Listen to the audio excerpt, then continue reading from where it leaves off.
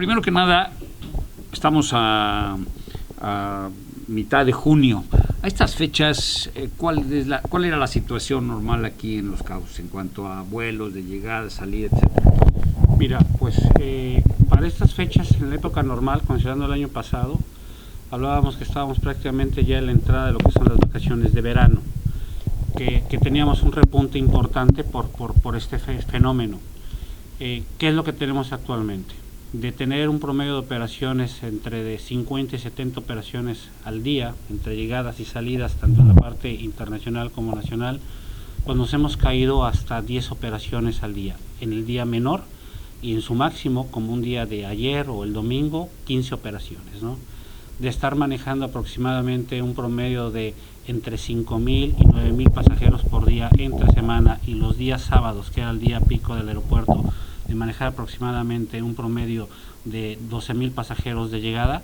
Actualmente en ambos flujos estamos manejando un promedio, el día de ayer, que fue el día que rompimos récord, aproximadamente 1,500 pasajeros. Entonces hay mucha diferencia en cómo estábamos operando y cómo está operando actualmente el aeropuerto. En cuanto a todo lo que es el personal del aeropuerto, en este momento, ¿a qué porcentaje de colaboradores están trabajando?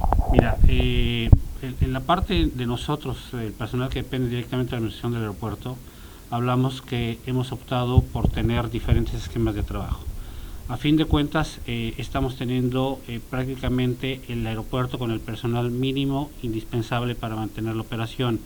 Algunas gentes están en guardia, otras gentes están en el modo de home office, que es la forma actual de estar trabajando a distancia, y con esto prácticamente llegamos a tener dentro del aeropuerto aproximadamente un 40% de la plantilla total del aeropuerto. La intención es empezar con un retorno seguro al retorno al trabajo, y para eso estamos considerando 2 etapas a final de cuentas, que dependerán de la evolución de los semáforos tanto federal como estatal, para organizar cómo irá regresando el personal a reinicio de las labores. Estamos hablando de cerca de 45 personas aproximadamente las que tenemos en las diferentes áreas del aeropuerto, únicamente que depende de nosotros. Pero el resto de los operadores aéreos hicieron operaciones muy similares, ¿no? Disminuir la fuerza laboral, tener a la gente pues prácticamente en reserva en sus casas, y a medida que vayan aumentando el número de operaciones, pues ir aumentando también el personal directamente laborando en las instalaciones del aeropuerto. Oye, en cuanto a esta reactivación turística, ¿cómo se presentó aquí en el aeropuerto? Empezó ayer lunes. Es muy pronto quizá para decirlo, pero de todas formas, ¿qué es lo que esperan en cuanto a vuelos nacionales, vuelos internacionales de llegada? ¿Cuál es la situación y cómo se va a ir incrementando paulatinamente? Mira, lógicamente que esto dependía de varios factores. Al estar cerrado el destino, lógicamente las líneas aéreas tenían un esquema de operación con ciertos vuelos ya programados, en donde básicamente teníamos operando 3 operadores internacionales: American Airlines, Alaska y United. Y United recientemente, a inicios de este mes, fue ¿De qué lugar? Estaban operando de Los Ángeles, de Phoenix y de Dallas básicamente. Y en la parte nacional continuábamos con Viva, con Volaris y con Aeroméxico, el grupo Aeroméxico. México, Guadalajara, Tijuana básicamente, ¿no? Eso es lo que se estaba manteniendo. Los números que estábamos teniendo antes del aviso de la apertura del destino pues eran muy bajos considerablemente, porque al final de cuentas pues la parte hotelera estaba cerrada, y lo que se estaba empezando a tener, sobre todo en el segmento nacional, es el regreso de mucho de la base trabajadora, derivado de que la construcción se reactivó completamente. Entonces ahí fue un pico de incremento que vimos en la parte nacional por este fenómeno en forma específica. Como tú sabes bien, ayer se reabrió oficialmente el destino. Todavía es muy temprano para ver el alza a final de cuentas del número de pasajeros y el número de vuelos. Creemos que a final de cuentas esto será gradual. Hay que recordar que en el caso de Los Cabos estamos teniendo en el segmento internacional una caída de más del 90% del tráfico. Y en la parte nacional estamos aproximadamente en un 80% todavía en la caída. Tiene mejores números el segmento nacional que el internacional, pero estamos muy lejos, pero muy lejos en referencia a las cifras que estábamos manejando el año pasado. En cuanto al el tráfico de aviones privados, ¿cómo se ha comportado? Mira, ha sido muy errático porque a final de cuentas, al tener este segmento la posibilidad de viajar en cualquier momento, vimos también que llegó un momento que se descendió el número de operaciones, pero ha sido esporádico porque de repente los sábados y domingos podemos llegar a tener incrementos de 20, 30 operaciones operando a lo largo del día y de repente se nos cae a 4 o 5 por día, ¿no? También creemos que esto va a ir cambiando gradualmente, derivado que hay mucha gente. Hay que recordar que en el caso particular de Los Cabos, mucha gente tiene casa aquí en esta zona. Entonces para ellos es más práctico, y derivado ya del alza a final de cuentas y de la apertura del destino, de los restaurantes y de todo el sector turístico, pues esto fomentará que ellos también empiecen a viajar con mayor frecuencia. ¿Ya se ha registrado algún repunte? Ha sido muy gradual, días específicos, pero también muy lejos de las cifras que estábamos teniendo anteriormente. Aquí yo creo que lo importante a final de cuentas es transmitir la confianza a todos los usuarios, tanto a los pasajeros también de la parte comercial como la parte de aviación privada, para garantizar que el aeropuerto es un área completamente segura, en donde garantizamos que las posibilidades de contagiarse del COVID-19 en realidad son mínimas completamente. Para concluir con lo de los vuelos, ¿cuál es el programa que conoces de llegadas en los próximos 2 a 3 semanas, lo que es finales de junio, principios de julio? Mira, es parte de lo que estábamos comentando. En este caso, Magni Charter y Delta y Southwest estarán iniciando en julio también ya las operaciones. Con esto prácticamente tendremos todos los operadores internacionales. La parte canadiense se ha ido modificando, pero ellos tienen la intención, en el caso de Los Cabos, de empezar entre julio y agosto también el segmento de Canadá. ¿Qué destinos de emisores se están incorporando? Mira, a final de cuentas hay que considerar, y parte de la estrategia que tenemos como destino turístico es atacar los destinos en donde teníamos mayor flujo de pasajeros, y para eso la costa este es un área vital para nosotros. De hecho, el vuelo diario de Los Ángeles, el último vuelo que tenemos diario de Los Ángeles, que es operado por Alaska, en cuanto lo operó, y asociado también un poco ahorita al tema de la apertura del destino, vemos que empieza a llegar más gente en ese vuelo. Entonces, ahorita creemos que va a ser difícil que las líneas aéreas nos aumenten el número de frecuencias. Lo que vamos a empezar a notar es a tener mayor factores de ocupación más altos. A medida que esos factores de ocupación nos lleven a tener vuelos llenos, automáticamente vendrá el incremento de nuevas frecuencias, ¿no? Entonces, el área de California es súper importante en la parte de la promoción turística, y lógicamente la parte de Texas con Dallas y Houston en la parte de los dos aeropuertos Arizona, que están operando. Arizona también con Phoenix, pero es un destino que ha seguido operando. Hay que recordar que en el caso de nosotros el aeropuerto nunca cerró. La única diferenciación que tuvimos, porque ahí hubo un poco de confusión, cerramos la Terminal 2 derivado de la cantidad de pasajes que estábamos teniendo, y desviamos todas las operaciones internacionales en la parte de salidas a la Terminal 1 y las llegadas a la parte del FBO. Pero en este caso, y considerando también el número de pasajeros que ya nos estaban llegando, las llegadas internacionales las acabamos de regresar ya a la Terminal 2. Exactamente. Oye, finalmente, en cuanto a las medidas de protección para los pasajeros de llegada, ¿cuáles son y cuál es el protocolo a grandes rasgos? Mira, a final de cuentas no vamos a descubrir el hilo negro en esta parte. Nosotros tenemos que seguir las recomendaciones, lógicamente iniciando con nuestros órganos rectores, empezando por la FAC, la Agencia Federal de Aviación Civil, seguido de todas las recomendaciones de la parte de sanidad, tanto estatal como federal. Y aquí, ¿qué es lo que nos están pidiendo? Bueno, todo pasajero que llegue al aeropuerto, tanto de salida y de llegada, tiene que llenar un cuestionario nacional o internacional. Tiene que llegar un cuestionario de identificación de factores de riesgo. Este cuestionario, a final de cuentas, lo pueden traer desde el aeropuerto de origen, y si no, aquí se los damos. Se les toma la temperatura para detectar pasajeros que puedan tener temperatura alta, que no quiere decir que sean pasajeros que traigan el virus. Eso es importante manejarlo. Posteriormente, en caso de detectar un pasajero en esta condición, se pasa a una revisión secundaria por parte del personal médico del aeropuerto, en donde le hacen un interrogatorio en base a de dónde viene, con qué personas ha estado en contacto y un poco de historial.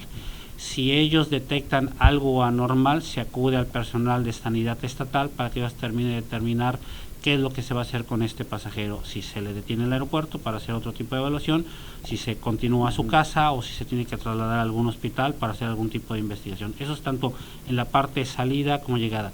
Este procedimiento está implementado en todos los aeropuertos nacionales completamente, no hay ninguna variación al respecto. ¿Qué es lo que se hace adicionalmente? Y esto, a final de cuentas, protegiendo tanto a los trabajadores del aeropuerto como a los usuarios del aeropuerto. Bueno, se ha implementado un programa de sanitización dentro de todo el aeropuerto. Este programa inicia desde la parte de limpieza, en donde se tuvieron que revisar todas las formas en las que se estaba realizando este proceso, que es el básico y es el elemental, y después, a partir de ahí, se pusieron elementos protectores acrílicos en todos los mostradores de documentación, las puertas de abordaje. Se cubrió mucho el tema de la sana distancia, que también es importante considerar que la sana distancia ahorita en la mayoría de los aeropuertos es factible por el poco pasaje que se llega a tener, pero a medida que aumente el tráfico de pasaje, la sana distancia en los aeropuertos va a ser algo complicado, pero para esto se tienen que tener medidas complementarias, como usar el equipo de protección, tal como el cubrebocas. Teniendo el cubrebocas disminuimos el riesgo a final de cuentas de posibles contagios. Se bloquearon asientos para conseguir esa sana distancia en todas las áreas del aeropuerto, no nada más en los asientos, en los kioscos de documentación, en la parte del área de comida también.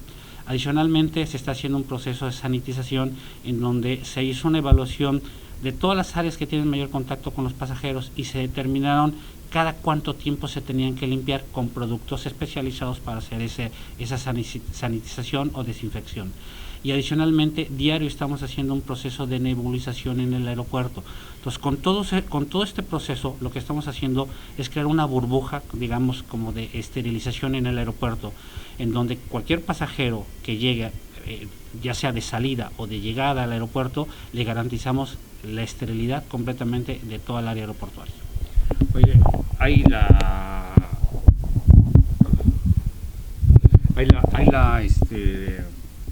instalación de algún arco en especial, como en algunos otros aeropuertos sofisticados.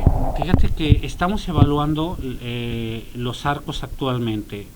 Los arcos no están siendo ahorita recomendados por la Secretaría de Salud, pero esto es muy dinámico. Nos han ofrecido los aeropuertos cantidad de cosas, cámaras termográficas, tapetes, infinidad de situaciones.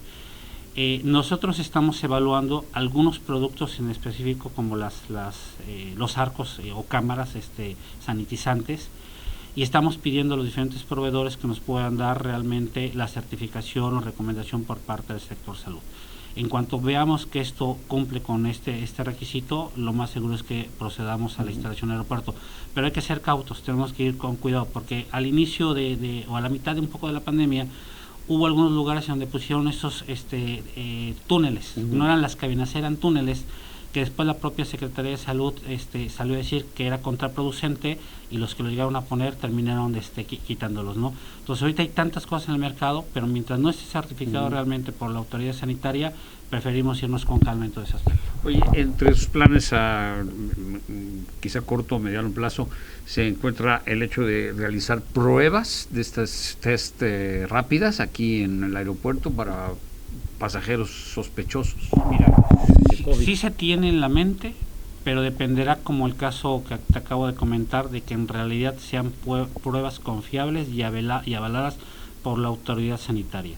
Porque lo contrario, también ya nos las han ofrecido, pero muchas de ellas dan muchos falsos positivos, y eso puede podemos caer en otro tipo de errores o de mala comunicación con todos los usuarios del aeropuerto. Entonces, todo esto que te estoy comentando, al final de cuentas está implementado el día de hoy, pero mañana, en base a las recomendaciones del sector, va a cambiar completamente.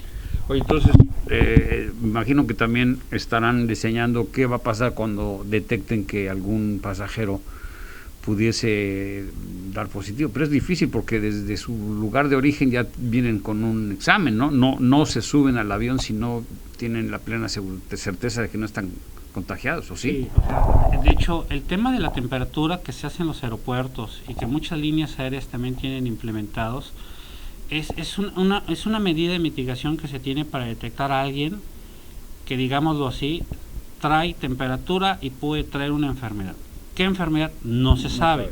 Por eso se necesita la interpretación de personal médico en base a un cuestionario para poder revisar qué tan probable sea que los síntomas que esta persona trae o este pasajero sean asociados al COVID-19. No hay que caer en la paranoia de que pensar que cualquier pasajero que traiga temperatura es sospechoso del COVID-19. Lo más complicado son los asintomáticos, porque hay gente que puede venir sin temperatura y trae el virus y a lo mejor ni ellos mismos lo saben. Exactamente, entonces es algo complicado, pero te insisto, esto va a depender mucho de las propias recomendaciones que el sector salud nos estén indicando. Hay muchas cosas que hablar, pero también estamos caminando en aguas inciertas y a veces pantanosas. ¿Algo en especial que tú quisieras destacar finalmente, algo que quisieras tú apuntar? Mira, yo creo que un tema importante para el caso de Los Cabos, para todo nuestro sector turístico, es transmitirles la confianza de que el aeropuerto es un ente completamente seguro, que hemos hecho el protocolo de sanitización que hemos implementado es para garantizar realmente disminuir el riesgo de cualquier contagio de entre los colaboradores y entre los propios pasajeros. Y adicionalmente, el plan de inversión que trae el aeropuerto continúa, independientemente de la caída de tráfico que se tiene actualmente a nivel mundial. La empresa decidió continuar con este plan de inversión. Tal es así que ahorita la Terminal 2, aprovechando este lapsus que la cerramos, tenemos un montón de frentes de trabajo que los iremos liberando. Porque a final de cuentas, e independiente de todo este protocolo sanitario, la intención de nuestra empresa es continuar mejorando los niveles de servicio que tenemos en este aeropuerto. Francisco Villaseñor, muchísimas gracias por este tiempo.